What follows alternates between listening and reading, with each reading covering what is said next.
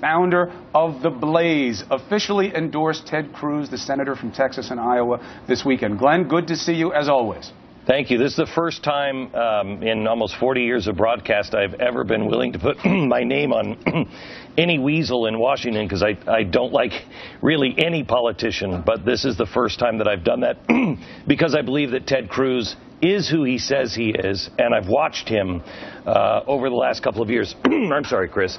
I've watched him over the last couple of years, and I have seen that he does exactly what he says he's going to do. No, I'm with you. I've got the same thing in my throat right now. If you were here, I'd give you a Ricola, but I can't throw it through the screen. No, not at all, not at all. So there was a big moment yesterday that I think kind of crystallizes where your head and your heart is on this. Let's play the video of Glenn administering the oath of office to Senator Cruz. Obviously a metaphor moment for you. What makes you so sure that Ted Cruz is the right guy for the GOP and that Donald Trump is so wrong? I mean, you have gone out of your way to say it's not just that I'm pro-Cruz, I am decidedly anti-Trump. Why? Well, there's two things here. First of all, I wasn't administering. I was asking him, what is the oath of office? And the oath of office is to protect and defend the Constitution of the United States. And that's why I am for Ted Cruz. He is a constitutionalist. At 13 years old, he had memorized the Constitution and was going around the state doing this amazing memory thing on the Constitution. He was raised by a father who escaped from Cuba, actually fought for came to America, realized the difference, became an American citizen, raised Ted on the Constitution, and so it's in his bones. And what I've warned about for so long, you know, people only focused when I was at Fox, they only focused on what I was saying about Barack Obama. But when I was at CNN, I was saying much of the same stuff about George W. Bush, and nobody paid attention.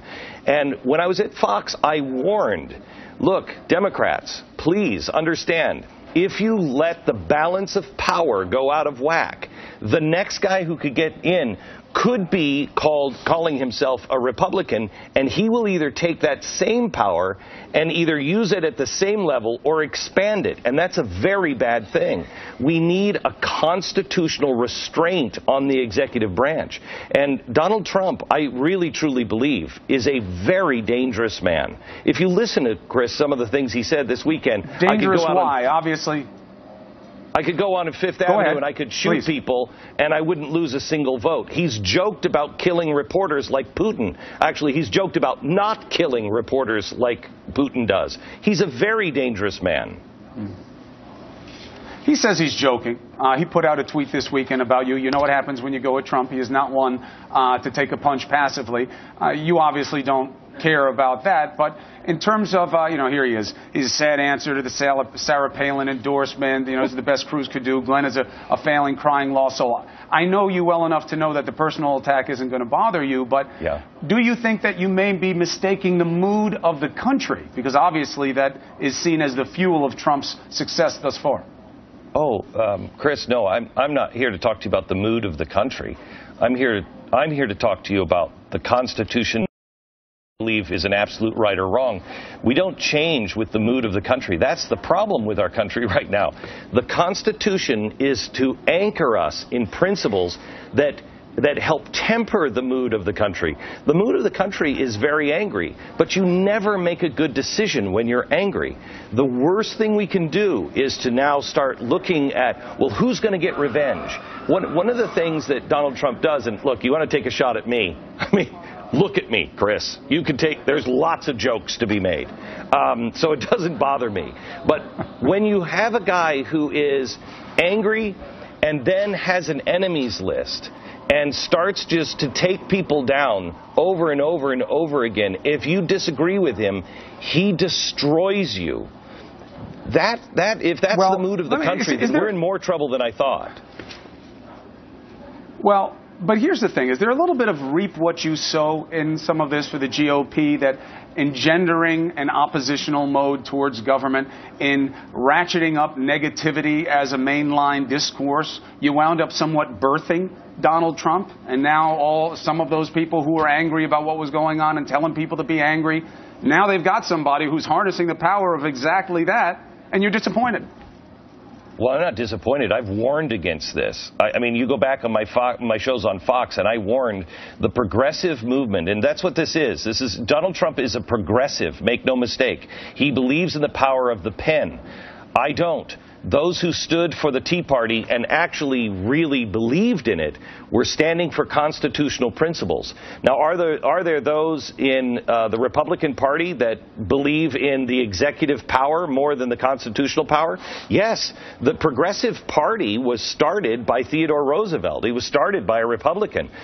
So this idea of an ever-expanding inside the presidency is something that both parties have. It's why, Donald Trump said that I would vote for Bernie Sanders over Donald Trump. Absolutely not what I said. Right. Here's what I did say this weekend. What did you say? I said that Bernie Sanders is at least honest about who he is. And I've said this for years. I actually have respect for Bernie Sanders because he's not afraid to say, I'm a socialist and I think we should be more like Denmark. Now, I disagree with that, vehemently disagree with that, but I respect Bernie Sanders for having the guts to tell the truth. So I really, truly believe where America really is not with Hillary Clinton and the soft, I don't even know what she is, not with the anger of Donald Trump. What the real question that is before America is this. Do we believe in socialism or constitutionalism? Those should be the two candidates in the United States of America, and let the people decide. Are we going socialist or back to the Constitution? That's a fair and honest debate. Right, and everybody's going to have to make the decision as they believe. Are you bothered at all by Senator Cruz's movements on some key issues, that he's migrated, excuse the pun, but on immigration, that he has moved from one stance to another? As you know, the governor of Iowa criticized him for doing the same. Where ethanol, the subsidies, the senator says he's been straight on ethanol subsidies all along. He has absolutely been straight on ethanol. I mean, I've heard him about a year ago say to the people in Iowa, I am not for ethanol subsidies. The reason why the governor of Iowa doesn't like him is because he's not for ethanol subsidies. I think that takes great courage. What people in Iowa need to understand is that one of the things that would be on the top of Ted Cruz's list to take care of would be to put the power of the EPA back into check. And for farmers, the biggest problem for farmers is the EPA. So while the government may not be giving you free money, at least it puts the government back in check, where you can actually have your kids help you on the farmland and have some sensible regulation. When it comes to the border, I'm not sure where you see him migrating. I've not seen Ted Cruz change his position on anything. Well, but over time, what he said on immigration early on has been different than as he's made his way through this process and starting a little bit before of it. I mean, you've heard it in the debates as well. I'm not here to criticize Senator Cruz, but I'm saying you certainly have heard that this is a concern. No, what I've heard in the debate is others making those charges, but I've not heard anything that is actually real on that, Chris. If you could give me something that's factually based, and then I could argue that. But the idea that he's changed without telling me, because I haven't seen it at all. I've heard Marco Rubio, who has changed his position. He has made the case that, okay, well, yes, I was for the Gang of Eight, now I'm not. Ted Cruz has not made those changes that I'm aware of. And I don't mean to be argumentative with you. I just don't know what you're talking about. No, listen, it's always a good discussion to have, right? We need more of this, not less. You need more people comparing ideas, not less. But I think the point of contrast would be, not to belabor it, is that Senator Rubio says, look, I'm trying to do something to get it done. We're not going to do comprehensive immigration reform. So you can say you cling to that all you want and say it's because of the Constitution, but you're not going to get anything done. I want progress on this issue. That's the difference between me and Cruz. Is that a fair comparison? No, and I will tell you this, and that's a really good point. There's a difference between progress and honest progress.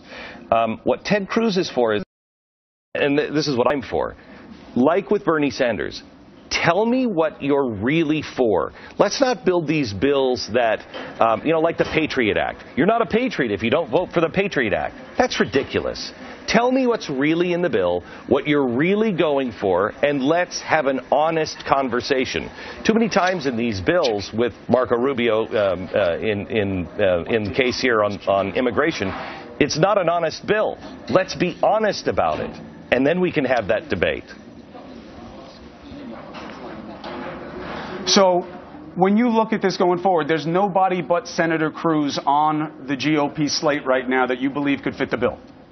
Oh, no. I think that there, if it comes down to other people, there are other people that I could consider.